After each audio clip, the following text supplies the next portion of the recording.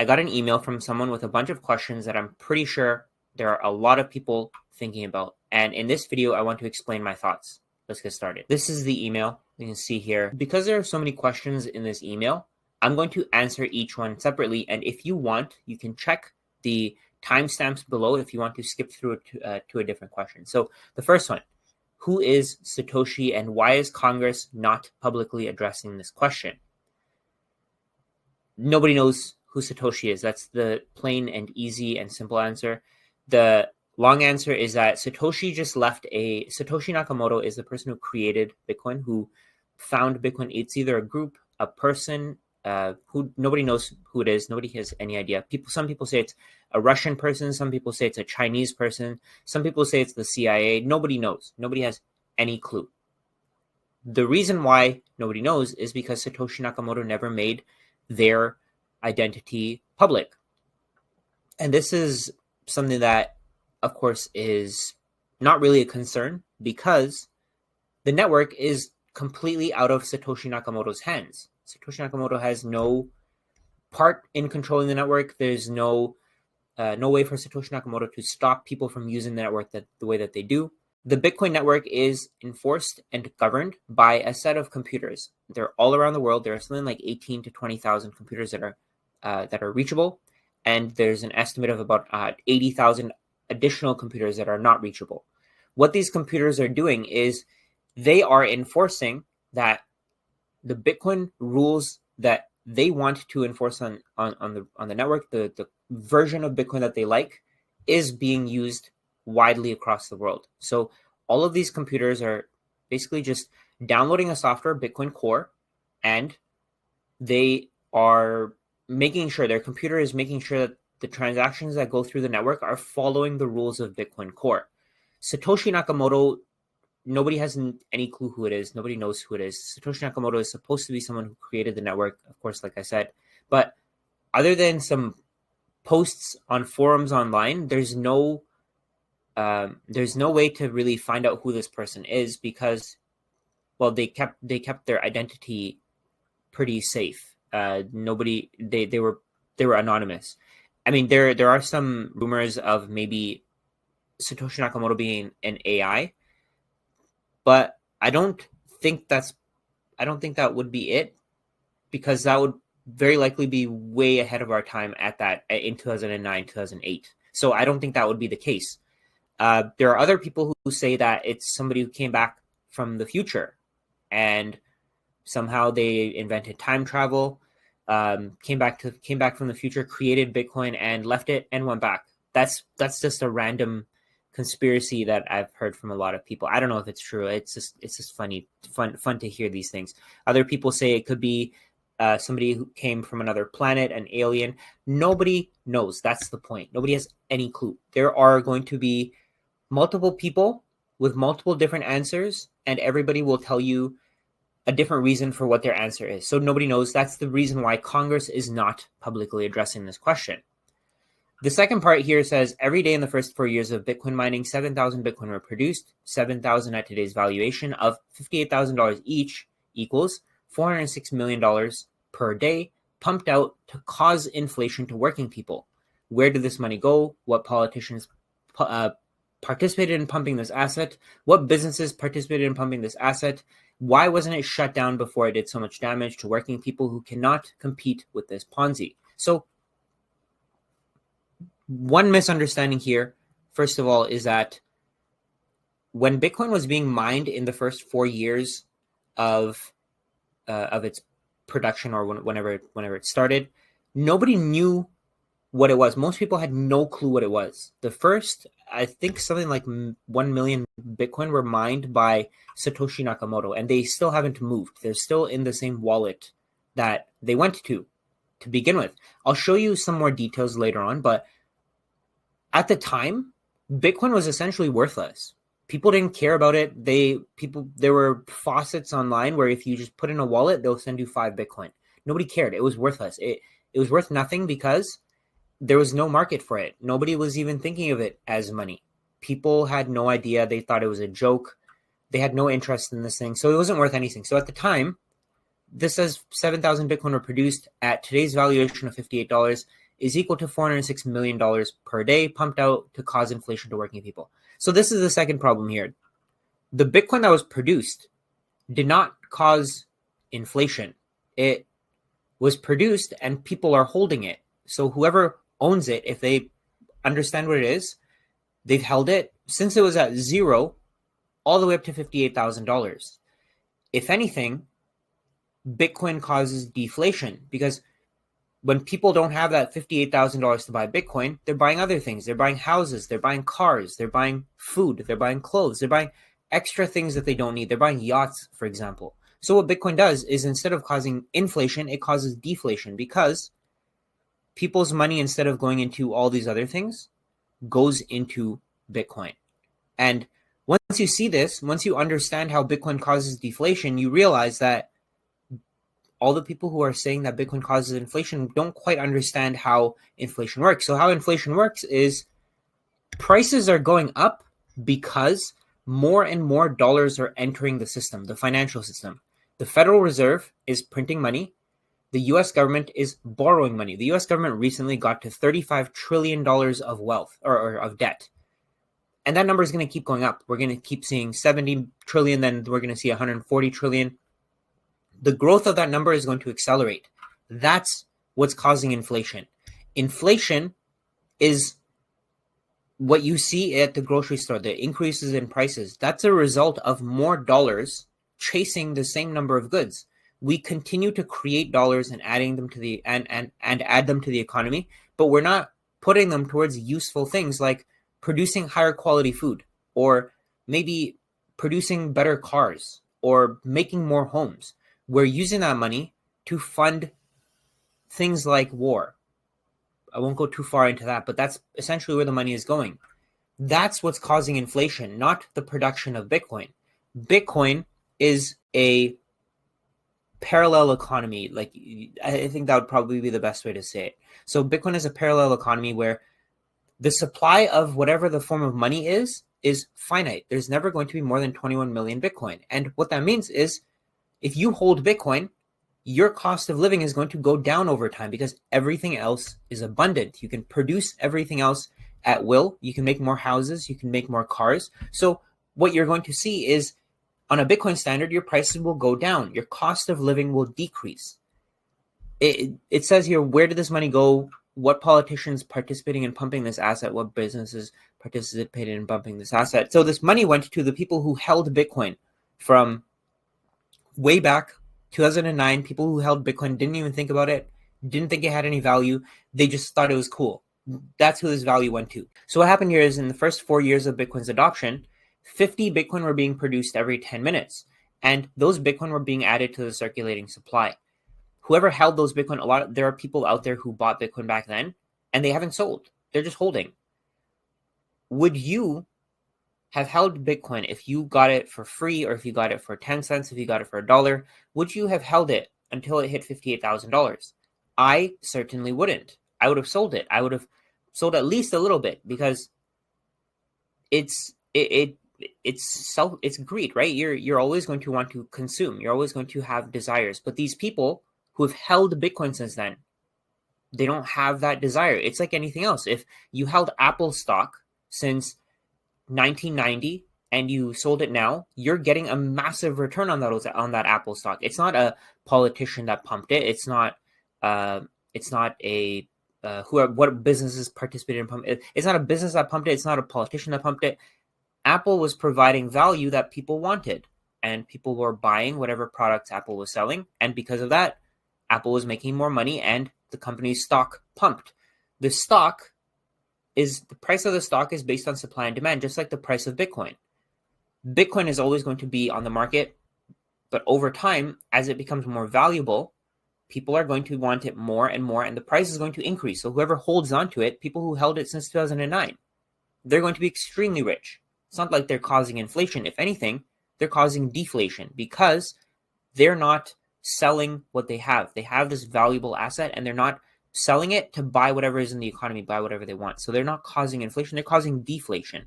Why wasn't it shut down before? It did so much damage to working people who cannot compete with this Ponzi. Okay, so there's two problems here. Okay, so the first one, why wasn't it shut down?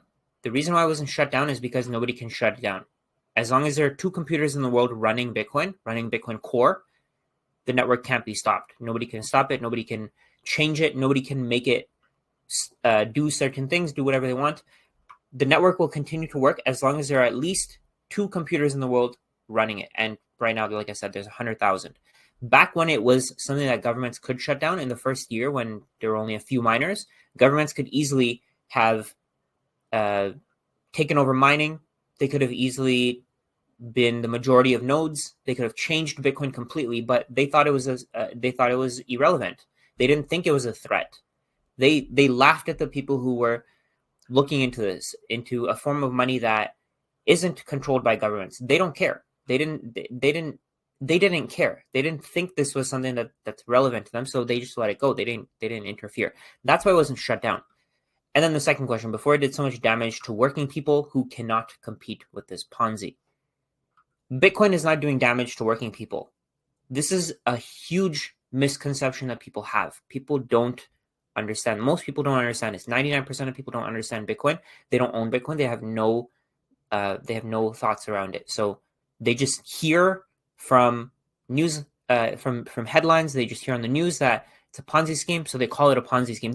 Most people don't even know what a Ponzi scheme is. So, okay, what damage did Bitcoin do to working people? If anything, Bitcoin frees them from inflation. It frees them from having their wealth stolen from them over time. When you work for dollars and you get a salary over time, you're getting paid in something that can be created out of thin air. The US government gets as many dollars as it wants to. It prints it borrows as many dollars as it wants to. The Federal Reserve prints as many dollars as it wants to, and it adds it into the economy. So you're spending 40 to 60 hours a week working for this thing that someone else can print. They can literally create it by pressing a button. It's like if I were to forward this email to someone, now there's 2, and then they forward it to someone, now there's 3, and then we all forward it again, now there's 6, we all forward it again, now there's 12. That's exactly how the money is created right now. They press a button, they create more money, and they pay you in it. They offer it to you for your hours, your labor, your finite time. That's how money works. That's what's hurting the working people, not Bitcoin. Bitcoin isn't big enough to hurt people yet. It's not big enough to even have a massive impact on the economy, but soon it will be. And the working people who are ignoring it are the ones that are going to be hurt because they're going to be working for Bitcoin.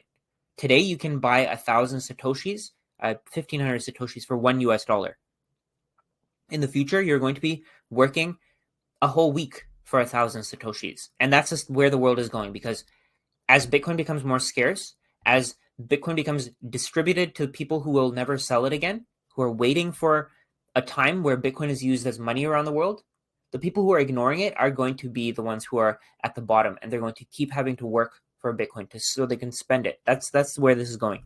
As for being a Ponzi scheme, it's not even close to being true. I know a lot of people are confused about what a Ponzi scheme is in the first place, but I saw this on the Securities Exchange Commission's website. That's the governing body for investments in the US.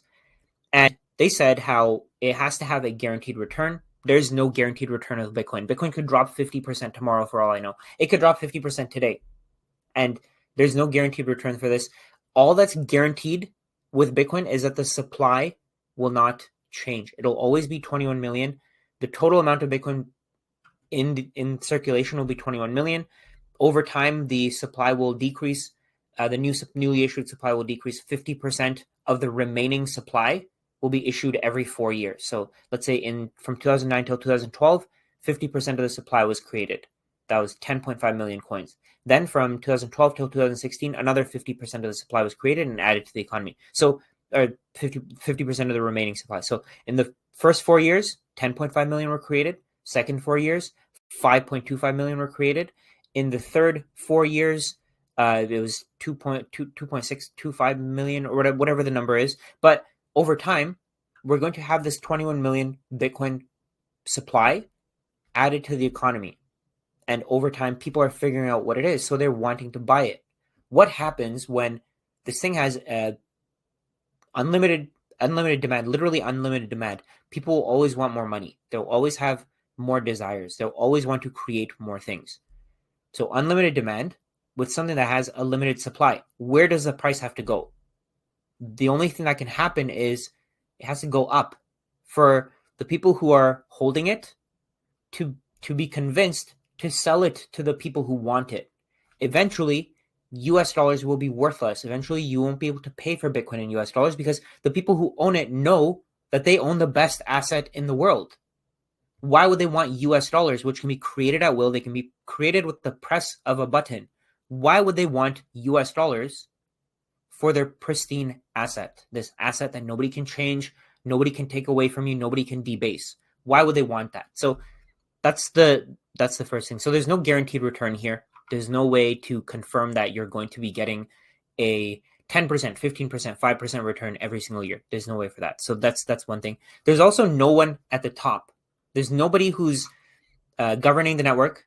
Everybody's a peer. Everybody's equivalent to everybody else. Everybody has the same rights. They all have the same abilities when it comes to the network. There are no admins. Nobody is an administrator when it comes to this. There's a great quote from Andreas Antonopoulos. It's a set of rules with no rulers. It's just there. You can use it if you want to. If you don't want to, you don't have to use it. Nobody cares if you use it. If you don't use it, it's to your own detriment.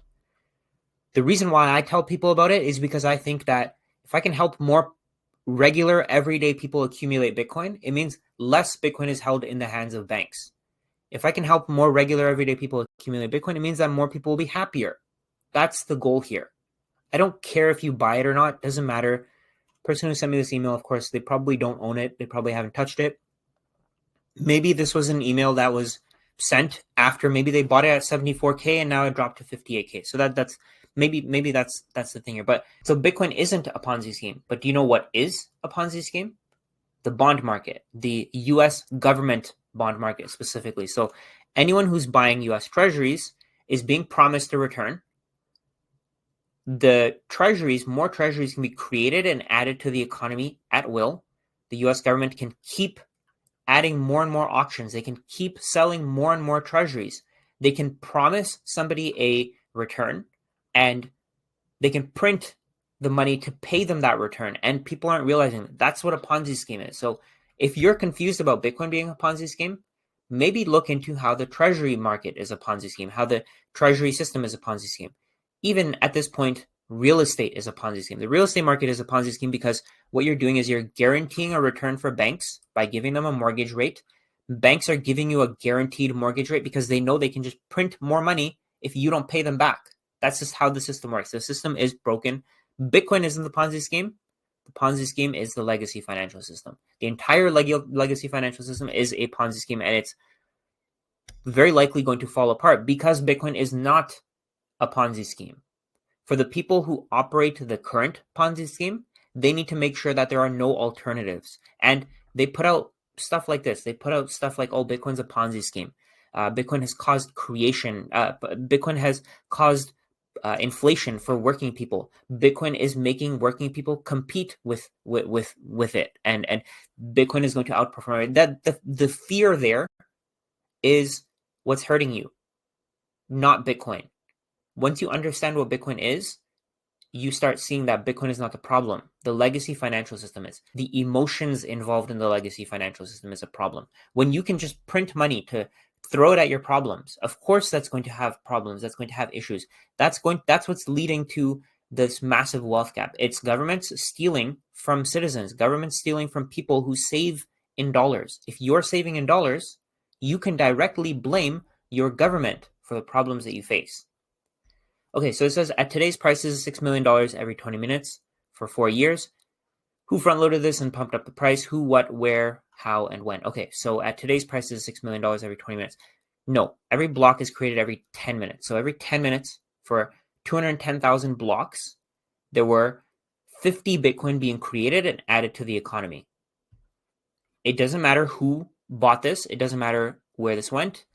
1 million of these coins, approximately 1 million of the coins, are held by the creator of the network.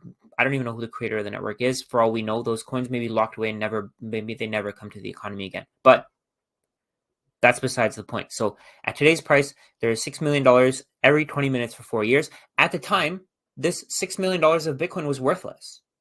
You have to keep that in mind as well. So if we're going to think of it this way, if we're going to think of it in the way that in 2009, $6 million were created every 20 minutes and added to the economy, you can also think of it this way. When Apple was created, the company had no value, it was worthless. But today, they have something like 1.6 billion shares. They are worth $3 trillion. The market cap is $3 trillion. Something, I mean, I think it's higher than that now, but it's around $3 trillion. Who front loaded the ownership of Apple and pumped up the price to bring it to the market at whatever price it is today? Who created this inflation? Of course, the CEOs. But again, that's irrelevant. It doesn't matter because the ownership is distributed. There are people around the world who own Apple. Same thing with Bitcoin. People around the world own Bitcoin. The people who are early, of course, they get the biggest reward. Why wouldn't they get the biggest reward for putting in the time to actually understand what this is? Instead of reading headlines, they put in the time to actually understand what code is. They put in the time to understand where the Bitcoin network is going. They put in the time to read the Bitcoin white paper. They're the ones who got this reward. They're the ones who, I guess, front loaded and pumped up the price. Keep in mind, at the time, in the beginning, Bitcoin was worthless. I'll show you what the price was back then. It was worthless. It was worth zero. Okay, so the next one. Sick social experiment that has demoralized working people who have been priced out of everything. No one living on an earned income can compete with a Ponzi scheme that pumps hundreds of millions of dollars into the hands of drug dealers, money launderers, tax cheats, and other criminal activity. This is another important question to address because when you really think about it, the US dollar is exactly the same thing. The current financial system is exactly the same thing.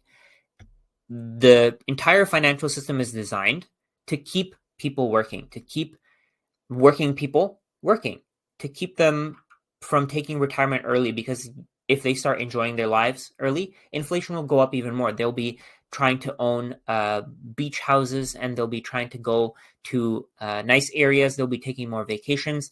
So the entire system is designed to stop the working people from enjoying their lives. And that's I mean, it becomes more obvious to me every single day. I don't know if most people see this, but to me, it just keeps getting more and more obvious. So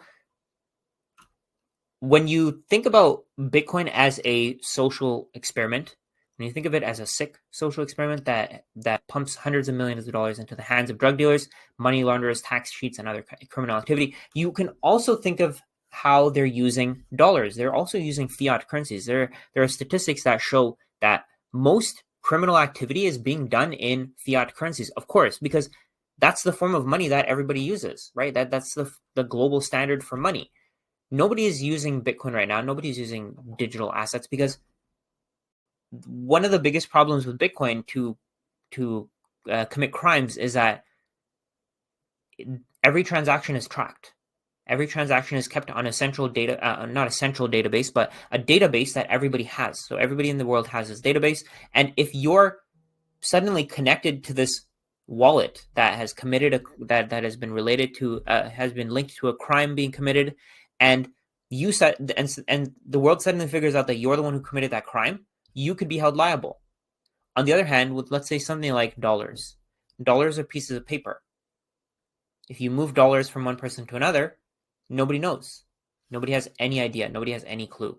This is why drug dealers like taking dollars. They don't take credit cards. They don't take a lot of them don't take Bitcoin because, of course, we know what happened with Silk Road. The people who dealt Bitcoin on Silk Road got caught. Of course, maybe if it's a peer-to-peer transaction, it's different, but most people would prefer dollars. The reason why is that there's no trace. There's no track. There's no keeping track of where a dollar goes. You can't really, let's say, track it with fingerprints or something like that. You don't enter that transaction into a computer anywhere. So all that happens is you move this money from one person to another. That's why dollars are preferred. That's why Bitcoin is not the preferred means of committing crimes. It wouldn't even make any sense. Okay, so drug dealers existed before Bitcoin existed. That's one thing. Money laundering existed before Bitcoin existed. That's something else. Tax cheats. Okay, so taxes are something that are, in my opinion, questionable at best.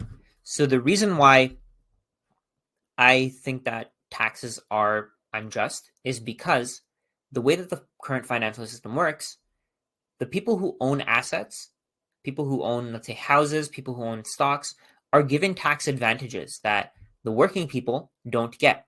So if you own, let's say you own a rental property, you get certain tax benefits that nobody else gets.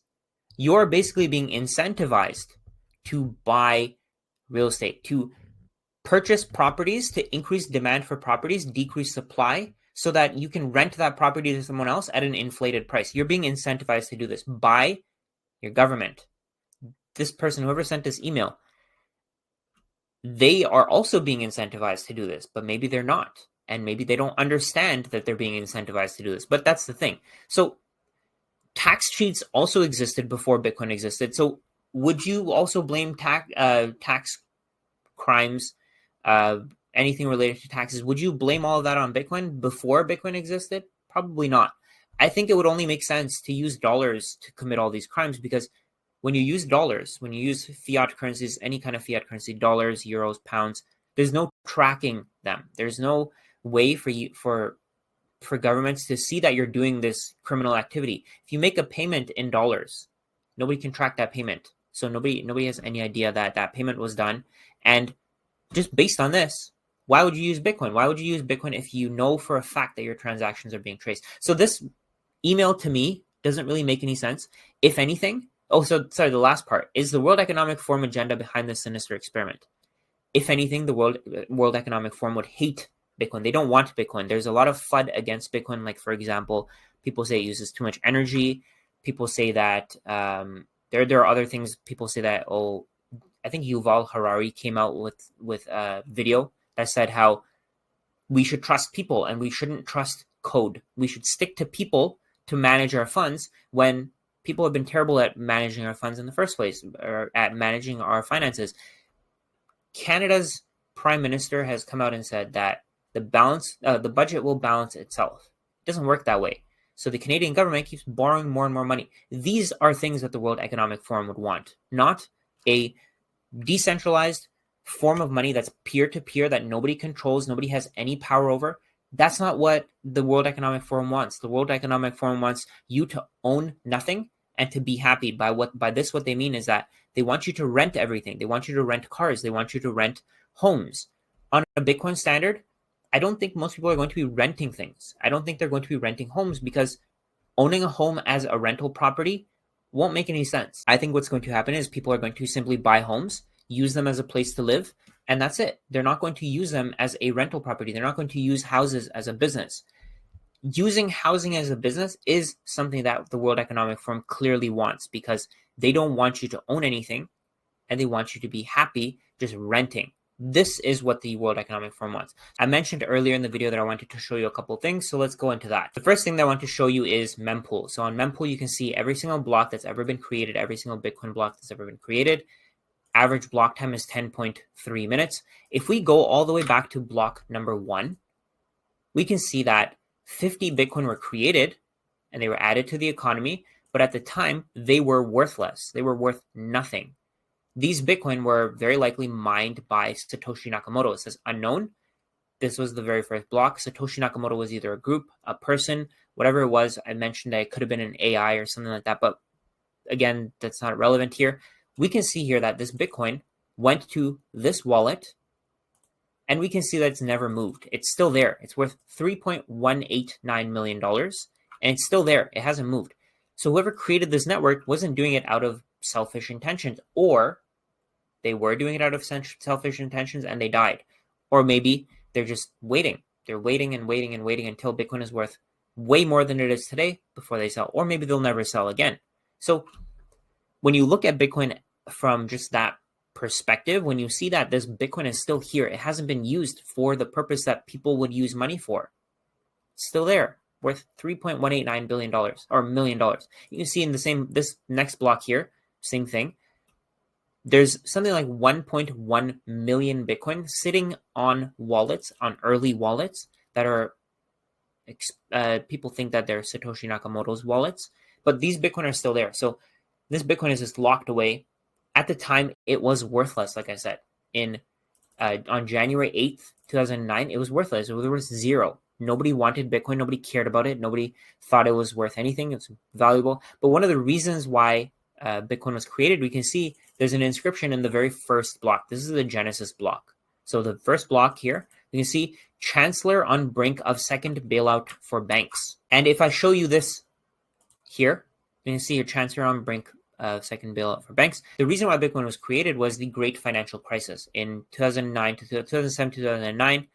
We saw banks making stupid mistakes and getting bailed out. They were buying mortgage-backed securities, one of the most risky assets that you can buy, and they were losing money, tons of money. And governments were bailing them out because they wanted the banking system to survive. If these banks were to start collapsing, the entire financial system would have collapsed. And what would happen is all of this control, all of this money that the US government can borrow, the Federal Reserve can print, it goes out of their hands. They have no control over our financial system anymore.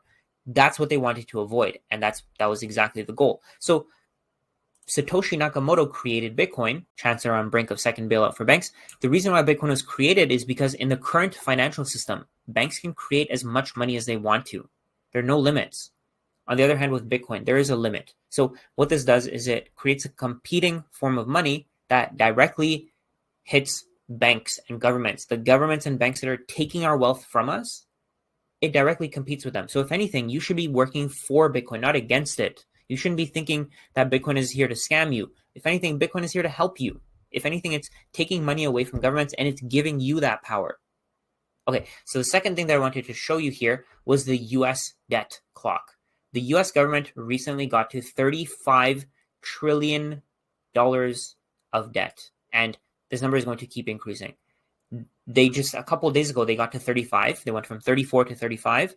And now, just a day later, they're at $100 billion more. So they've borrowed another $100 billion. Where is this money coming from? This money is coming from our future. This money is resulting in the cost of living going up. This money is, this debt is held by Americans, people who are saving in, let's say they want to save for retirement, they want to save in treasuries, or they have the Social Security. Social Security is buying a lot of this debt. A lot of this debt is held by Social Security. So this money is being created, it's being added to the economy, it's being used to buy resources today, and the US government is promising that it'll pay it back in the future.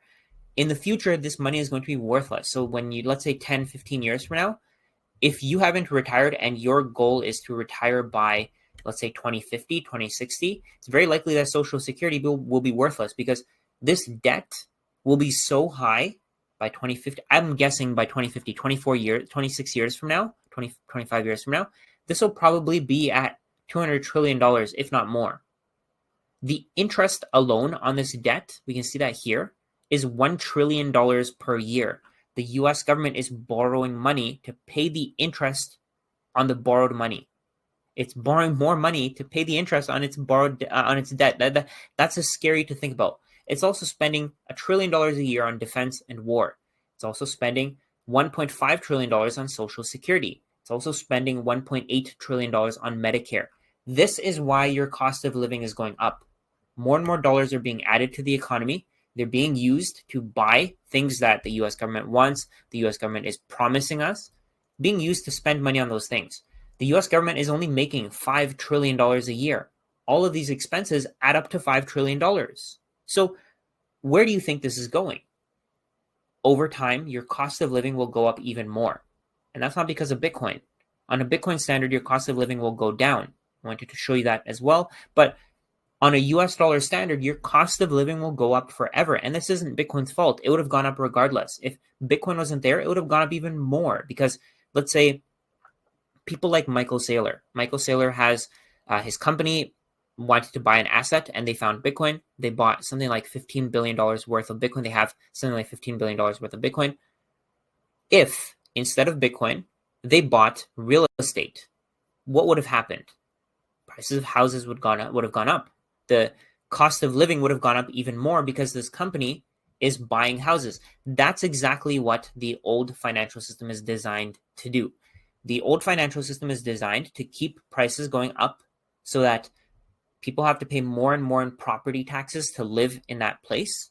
and they keep funding their government. Governments want more and more property taxes because they're also landlords. Their goal is to keep the price of housing going up. We also have politicians who want to keep the price of housing stable because they benefit from it. They own houses, they own a portfolio of houses, and if the price of housing starts coming down, they lose out. Justin Trudeau, Canada's Prime Minister, was saying that housing prices need to remain stable. I'm going to show you just a screen here. We can see on this video here, but housing needs to retain its value. It's a huge part of people's potential for retirement and future and nest egg. So the goal here is to keep the price of housing up. The goal isn't to bring the price of housing down. With dollars, that can be achieved. With dollars, we can keep making the price of houses go up, because as more dollars are added to the system, price of housing goes up. More and more people are chasing houses with those same dollars. More and more dollars exist, so more dollars are chasing houses. The goal here is to make sure that you can keep working for the rest of your life, and you can keep paying taxes, and you can keep giving the dollar and whatever fiat currencies there are utility. That's the goal here. The goal is to keep your cost of living going up. I want to show you one more thing here, and then I'm going to end the video. It's getting a little bit long here, but we can see this website priced in Bitcoin 21. If you want to look at it yourself, go for it. But we can see the cost of everything going up in terms of US dollars. So let's say we go to crude oil. In terms of Bitcoin, it's always come down because the price of Bitcoin is going up.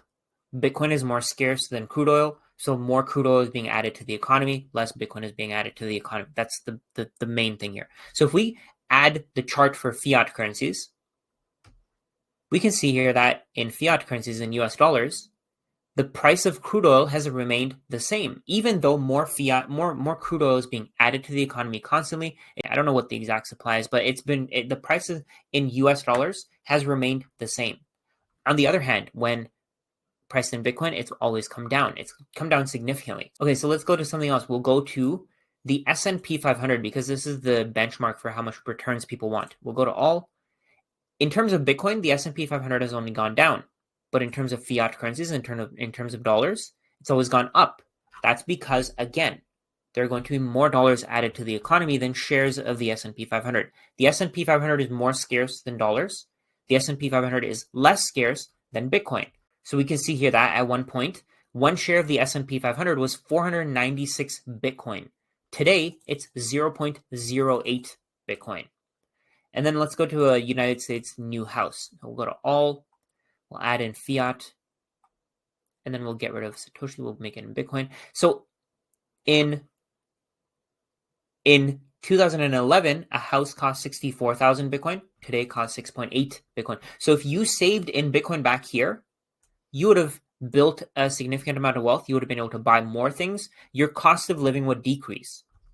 On the other hand, when we look at the price of housing in terms of US dollars, it went from 217,000 in 2011 to 434,000. It doubled in 12 years, and it's going to double again. This number will be at $868,000. Then it'll be at 1.6 million. Then it'll be at 3.2 million. Because the number of dollars will continue to increase, more and more dollars will be added to the economy. More and more dollars will be created and given to people for creating value. And then the people who get those dollars are going to want to save. If they don't spend more than they earn, they're going to want to save. They're going to want to put that money into something, an asset, and this is the best way to do it. U.S. houses. So what that does is on a U.S. dollar standard, housing prices have to go up. What that does is it increases demand. It makes it so that more people want houses and prices go up. And the question is addressed here. We can see here that in terms of U.S. dollars, cost of living will always go up. In terms of Bitcoin, it'll always go down. If we even look at something like food, let's go to eggs. Okay, so we go all. In terms of Satoshis, or in terms of Bitcoin, one egg, a dozen eggs were 0.17 Bitcoin in 2012. Today, it's 0.000051 Bitcoin. So the number has dropped by orders of magnitude. Let's go to fiat. Let's look at what the fiat price is doing. In terms of fiat currencies, an egg was 81 cents per dozen in 2012. Today, it's at $3.20 a dozen. It's up almost 4 times. So do you think the problem here is Bitcoin, or is it fiat currencies? Is it currencies that can be created at will And those currencies can be used to steal our labor from us. What do you think the problem is? I personally think the problem is fiat currencies. I think a lot of people think that Bitcoin is the problem because they don't quite understand it. They don't see where it's going. They haven't put in the time to know what it is.